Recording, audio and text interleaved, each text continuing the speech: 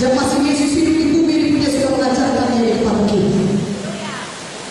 Tidak perlu kehadiran Tuhan secara tubuh, tapi saudara cukup percaya pada firman Tuhan.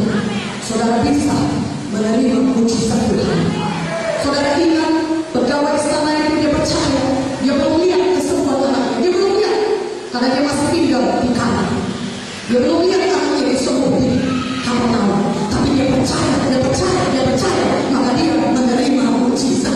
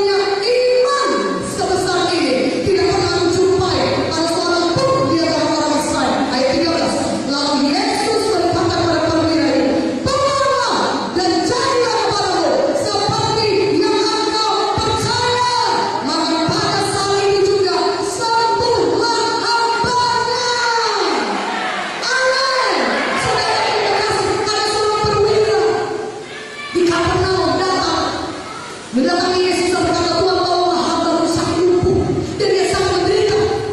Tolonglah perwira yang santai karena sebenarnya sakit bagi dia, tapi hambanya yang sakit. Tapi dia punya belas kasihan. Tuhan tolong sembuhkan hamba. Apa kata Yesus? Yesus ada di Kapernaum juga. Tuhan dia di Kapernaum. Aku mendapat pada yang menyembuhkan, kata Tuhan Yesus. Tapi apa kata perwira itu? Tuhan tidak perlu Tuhan datang ke rumah. Tidak perlu Tuhan. Katakan saja sepatah kata, maka hambamu itu akan sembuh. Katakan amin. Perwira itu berkata, Tuhan aku percaya kepadamu. Dan apa yang kau katakan firman-Mu juga sama kuasanya dengan engkau.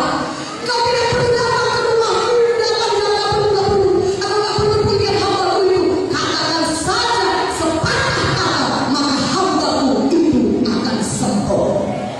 Dia